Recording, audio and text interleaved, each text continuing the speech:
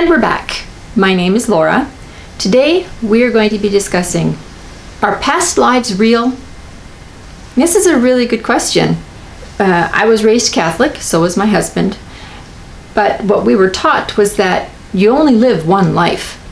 You come here, you live, you die, and either you go up to heaven or you go down to the place that no one wants to name.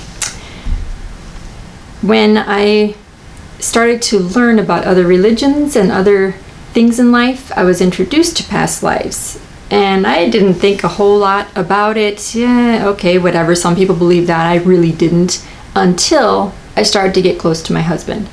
And then as friends at that point, I started having dreams. And my dreams, when I would tell him my dreams, he would be like, wait, this is a similar dream that I had. But it was a different perspective, but it was the exact same dream, basically. I don't know how else to describe it. It's like watching a movie. Two different people watch a movie, but they have a different perspective of it. And that's exactly what was happening.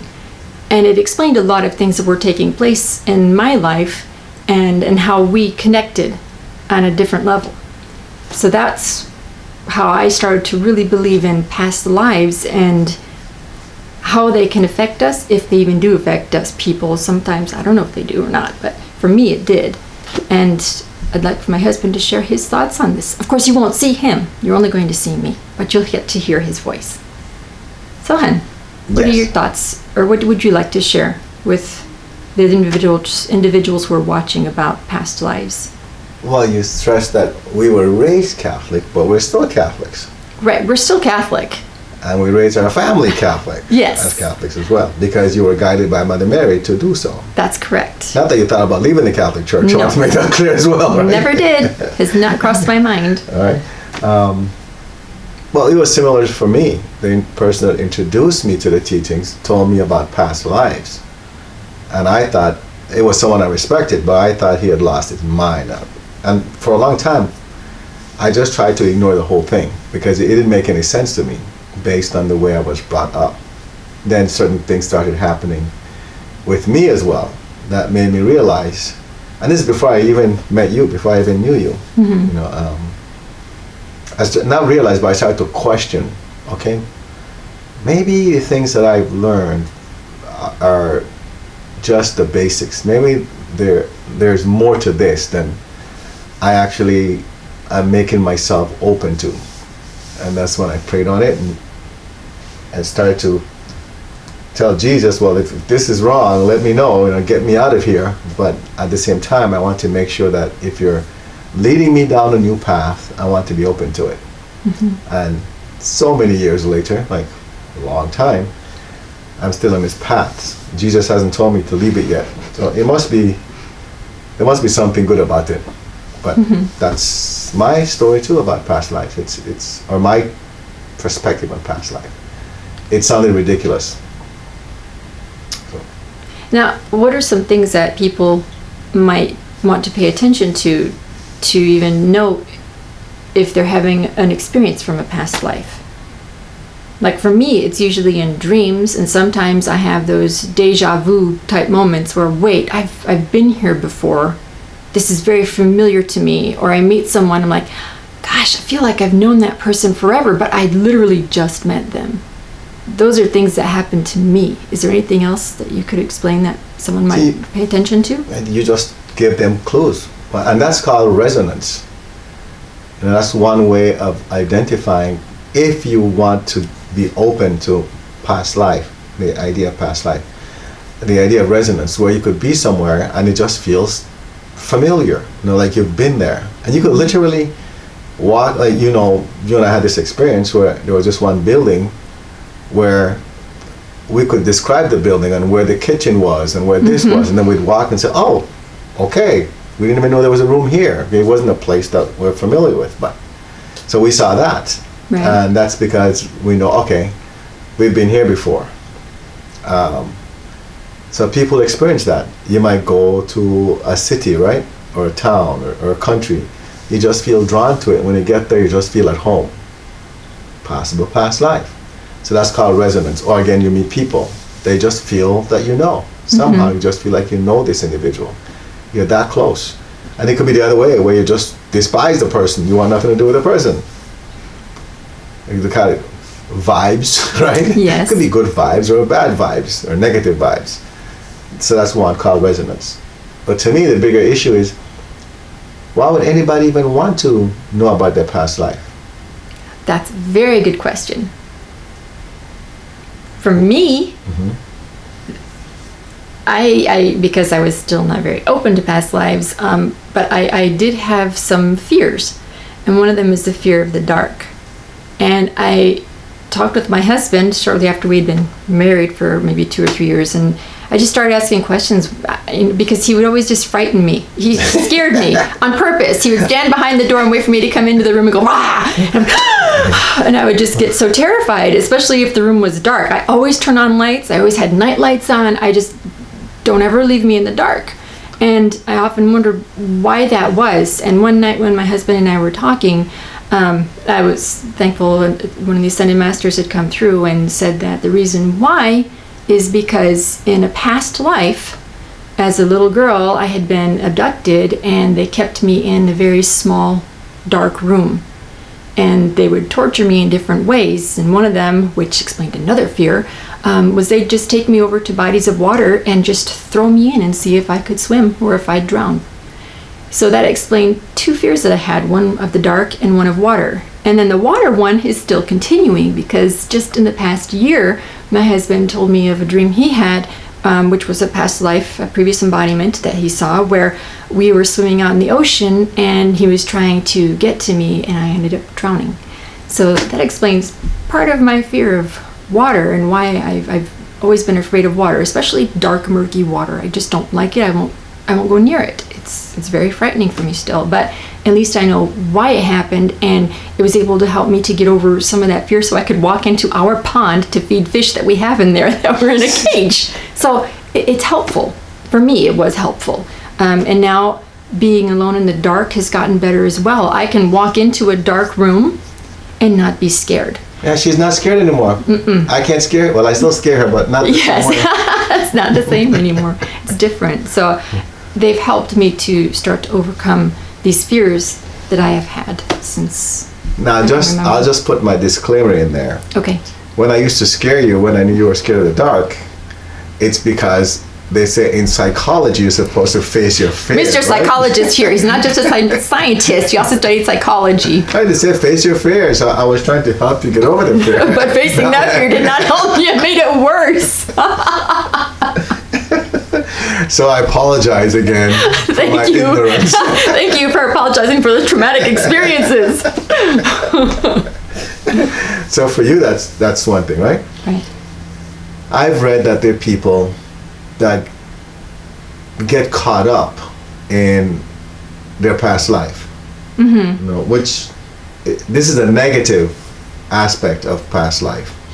Because let's say, for example, someone is told that he or she was some type of famous person in a previous life. Mm-hmm. They get so caught up in that, thinking that, oh, you know, that's fantastic, and what they don't realize is that was a previous lifetime. You know, anytime a past life is exposed to you, it's because you're supposed to learn something from it. Mm-hmm. You know, it's supposed to be a learning experience. It's something that's guiding you. That's all it is. You know, it shouldn't be something that you get attached to. Just like you said, you learn, okay, now I know why I was afraid of the dark, and now you're not afraid of the dark anymore. Right. And that's why it helps people, right? There are also people who, I know I've had this experience with individuals, that when they're told about their past life, and let's say they see that it was a bad one, then they get depressed, and they get so upset, and all of a sudden, they think about themselves as a bad person, or I can't believe I did that. Let's say, for example, there were some terrorists, mm-hmm. and they killed people in some previous life. They're thinking that in this lifetime, I mean, they're judging themselves from what happened back then, mm-hmm. which is not a good idea. I mean, that was a past life. You know, you're supposed to learn from that. Just don't do it in this lifetime. Right. That might explain why there's certain things that you just don't like doing it. Maybe you don't like guns now, you know, mm-hmm. things like that. And that explains, oh, that's how I don't like guns, because I used it to kill people in a previous lifetime. That's the way you're supposed to look at it, not use it to put yourself down or use it to judge yourself in a bad way. You know, so I just wanted to mention that because definitely you don't want you're misusing past life as a tool that is supposed to be something that helps you improve, and you're using it as a tool to keep yourself down.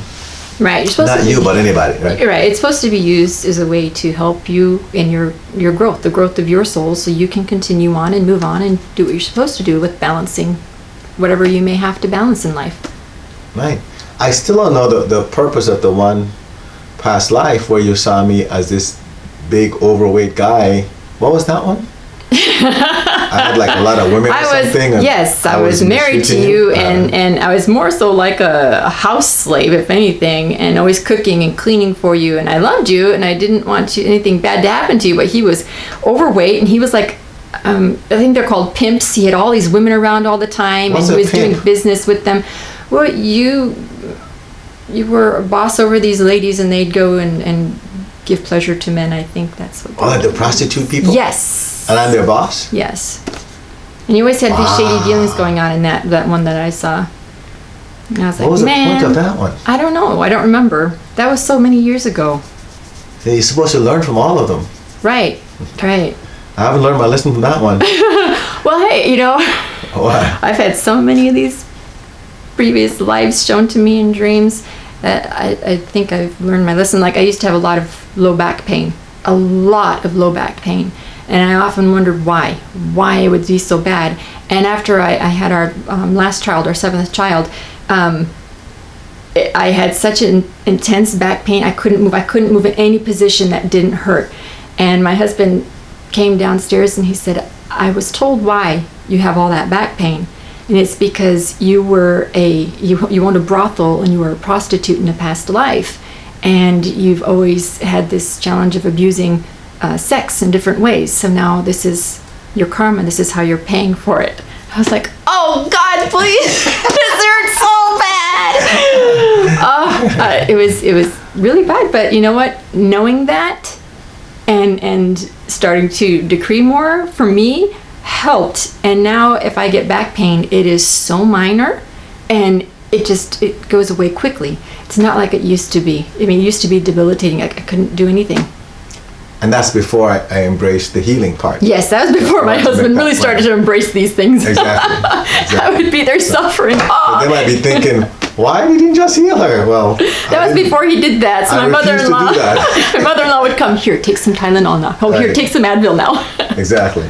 No, but I guess the one of the things that should be mentioned is that, and I've seen this from experience, you've seen this as well, that once your a past life is exposed to you or shown to you, then whatever challenge you're having in this lifetime seems to be cleared with that past life, right? Mm-hmm. So right. Things start to clear up for sure. Exactly. Because I remember there was this one with this friend of mine that I knew for a long time. The wife of this friend of mine that introduced me to the teachings. Mm-hmm. She was always afraid of water. She wouldn't go near water. She wouldn't want to go swimming. And then this one time she had a dream, maybe I had the dream, where it was her husband, herself, and myself. We were escaping from some place. It looks like a place in Arabia, old Arabia. We ran out of the city wall. Arabia, huh? Right, and we were running, and people were chasing us. They were on their horses chasing us, and there was this body of water we had to get through, and her husband ran through the body of water, and I was running through, and then she was coming, and she fell into the body of water, and she couldn't get out because it was muddy. So I went back to try to get her, and she sunk. She was screaming, and then she drowned, and I had to take off without her. And so I told her about the dream. I told both of them about the dream, and after I told them about the dream, she said, and I didn't know she was afraid of water. I found out when I told her the dream, said, that explains why I'm afraid of water. And after we had that conversation, she was fine. She actually went to the Lake Michigan, sat there, enjoyed herself, and she was no longer afraid of water. After I was the one that had the dream. It wasn't even her that had the dream. But just talking about the past embodiment took care of everything for her. And that's what they're meant to do. They're meant to help you move forward, not for you to get stuck there and say, I can't believe I was a prostitute. If I remember that one, you were the boss. I You was. ran I the was the whole one thing. who ran the thing. Exactly, right. You woman. And again, it's also, for you just to be aware of what happened, but it's not for you to dwell on, oh, I was never a celebrity, I was never a king, never a queen. It doesn't matter Exactly. what you were. That is the true. point is, you're here right now, and we're supposed to use these as lessons to move forward. That's really what they're for, and they help solve a lot of things. Now, like you were saying, so how do you know? By the way, a lot of past lives, they come in dreams, right? And how do you know when it's a past life? That's where you call us or send us a message, and then we can interpret it for you. A lot of people My get husband will interpret it for you at this point in time. oh, right, but a lot of people get scared because they see things where they die in a dream, Right. and so they think, I'm gonna die. And it's a previous life, more than likely. Or you see yourself getting beaten up. You're Exactly. Like, whoa! So you call or send us a message or send us an email, and we can help you interpret it. It's also easy to know because one of the ways to know is that you'll be watching it like you're watching a movie. You'll watch yourself involved in this whole thing. That's one of the giveaways. Wouldn't you say? I think so. Right. And as much as you might want to try and change it, it won't change. Right. It's not like a dream that you have control of. Okay. All right. Well, we hope you enjoyed this information. If you have any questions or comments, please be sure to let us know, and we will see you in the next video.